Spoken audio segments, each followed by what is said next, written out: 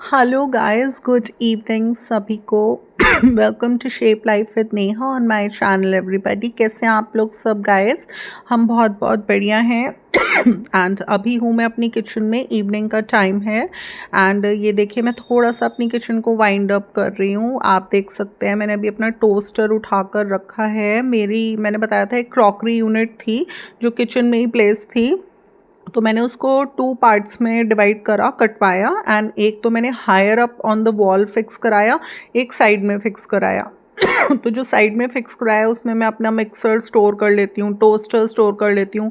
एक में मैंने ऊपर electric sandwich maker and normal sandwich maker store कर लिया, क्योंकि ये वाली चीज़ें ऐसी होती हैं कि हमें हर दूसरे तीसरे दिन या डेली ही हमें यूज़ में आते हैं। तो हम ऐसी जगह रखेंगे जहाँ से निकालना पॉसिबल ना हो, तो बड़ा परेशानी होती है। तो इसलिए मैंने बिल्कुल इस वाले क्रॉकरी यूनिट को इस तरह से इस्तेमाल करा कि जब भी मुझे अपना मिक्सर चाहिए, टोस्टर चाहिए पॉप अप वाला, या फिर सैंडविच मेकर चाहिए इलेक्ट्रिक, या फिर हैंड वाला, वो सब मैं आसानी से यहाँ पर से ले लूँ। पहले मेरी क्रॉकरी यूनिट के ऊपर मैं इनको रखती थी, एंड अब किचन एक्सपैंड होने के बाद एंड कारपेंटर का वर्क होने के बाद मैं इन्हें अंदर रखती हूँ एंड ईजिली अप्रोचेबल हैं। एंड सबसे मेन एडवांटेज ये हुआ है कि पहले जब ये ऊपर रखे रहते थे तो थोड़ा डस्टी हो जाते थे। ओपन में आप कुछ भी चीज़ किचन में रखेंगे, चाहे काउंटर टॉप पर चाहे कहीं पर भी, ओपन में डस्टी हो जाते हैं।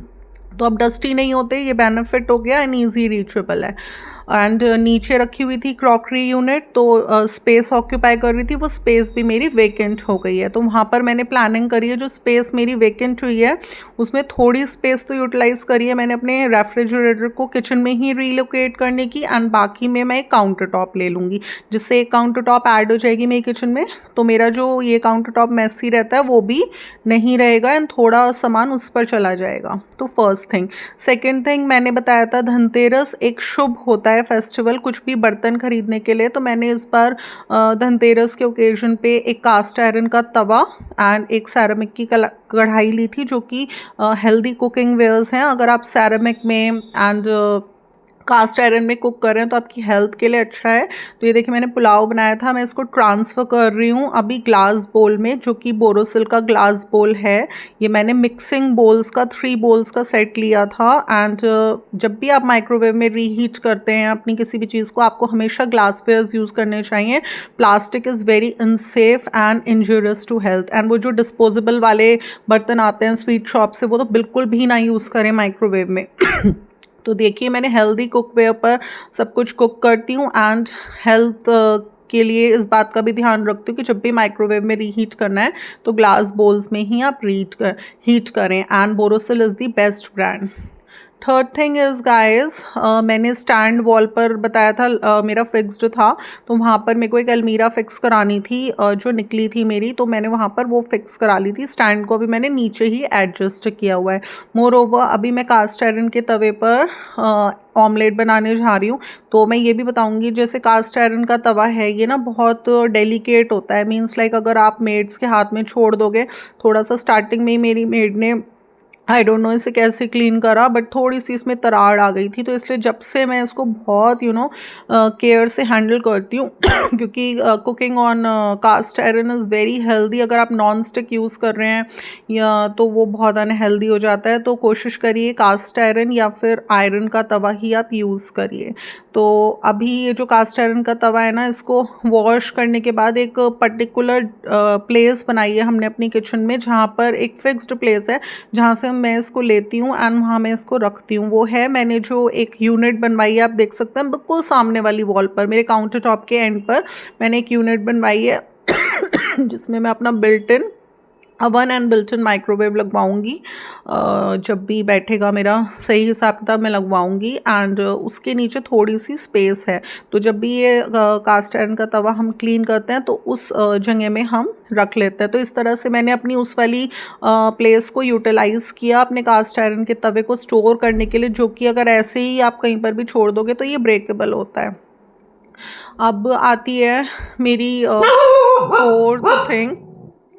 फोर्थ थिंग, और वो फोर्थ थिंग मेरी क्या आती है कि आप देखिए, अभी मैंने जो हैंड टॉवल होता है, जैसे बार बार हम लोगों को हैंड वॉश करने किचन में, तो हैंड टॉवल पहले मैंने ना अपनी जो मेरी विंडो है उसके जो पकड़ने के होल्डर्स होते हैं, हैंडल्स होते हैं, उन पर मैं हैंग कर लेती थी टॉवल्स को। ये ऐसे ही रखा रहता था क्रॉकरी यूनिट पे। अभी फ़िलहाल मैंने, आप देख सकते हैं, मेरे रेफ्रिजरेटर के हैंडल पर मेरा हैंड टॉवल हैंग कर देती हूँ मैं। एंड जब भी हैंड्स पूछना होता तो उससे पूछ लेती हूँ। तो ये भी कोई एक प्रॉपर प्लेस नहीं है, तो इसलिए मुझे अभी अपनी किचन में एक टॉवल होल्डर भी लगवाना है, जिस पे प्रॉपर मेरा टॉवल होल्ड करने के लिए वो प्रॉपर लगा रहे, जिस पे से हम लोग यूज़ कर सकते हैं। तो एक ये मेरी प्लानिंग में है। एक आप देख सकते हैं मेरे रेफ्रिजरेटर के बराबर में थोड़ी सी स्पेस जो कि किचन एक्सपैंड करवाने के बाद निकली है, वहाँ पे मैंने सोचा है कि एक काउंटर टॉप ले लूँ।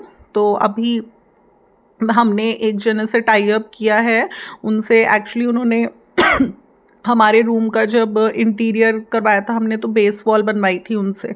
तो इट टुक ₹15,000, 15,000 रुपये में उन्होंने हमारी टाइल्स वगैरह एंड बेस वॉल बना दी थी रूम की, एंड बहुत सुंदर लगती है।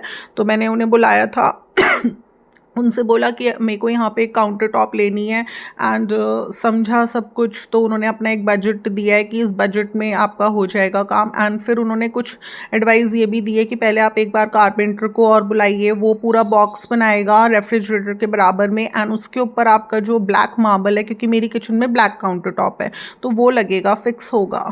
तो अभी देखते हैं कारपेंटर को बुलाकर फिर उनसे पत्थर लगवाते हैं काउंटर टॉप पे, या फिर डायरेक्ट हम पत्थर वाले को बुला के यहाँ पे काउंटर टॉप लेता। तब तो मेरा नेक्स्ट स्टेप यही है कि एक काउंटर टॉप मैं और ले लूँ, सो डैट थोड़ा सा ये जो मैसी रहती है ना मेरी काउंटर टॉप, ये मैसी ना रहे, एंड कुछ इंपॉर्टेंट चीज़ें मेरी उस पर भी स्टोर हो जाएं।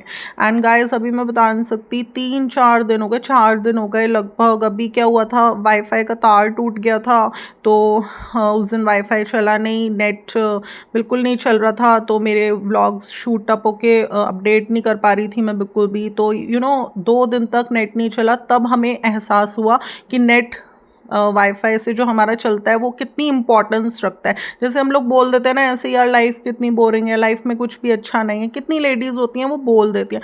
बट मेरा क्या है, मैं लाइफ में ये सब चीज़ें इसलिए नहीं बोलना चाहती क्योंकि मैं हर चीज़ की इंपॉर्टेंस समझती हूँ। अब देखिए, वाईफाई 2 दिन तक नहीं चला तो नेट की इतनी परेशानी हुई, मैं कुछ अपने व्लॉग्स भी अपलोड नहीं कर पा रही थी। तो जब वो सही हुआ तब मुझे रियलाइज़ हुआ कि कितना अच्छा फीलिंग हो रही है। ऐसे ही एक दिन अभी बिजली के तार टूट गए, तो उससे लाइट नहीं आई पूरे घर में, एंड वाटर की प्रॉब्लम हुई। तो उससे एहसास होता है कि अगर ये चीज़ें जो कि हमें ईजिली मिल रही हैं, अवेलेबल हो रही हैं, जैसे इलेक्ट्रिसिटी, वाटर, वाईफाई, अगर ये भी ना मिले तब लाइफ कितनी हैक्टिक हो जाती है। तो इसलिए हमें जो मिला है हमें हमेशा उसका थैंक्स करना चाहिए, इंपॉर्टेंस समझनी चाहिए लाइफ में कि उसकी क्या इंपॉर्टेंस है। तो बस आज का इस ब्लॉग में थोड़ा सा यही मैसेजेस थे। अच्छा लगा हो तो इसे लाइक, शेयर एंड मेरे चैनल को सब्सक्राइब करना बिल्कुल ना भूलिएगा। फिर मिलूंगी नेक्स्ट ब्लॉग के साथ। Till then, love you, bye.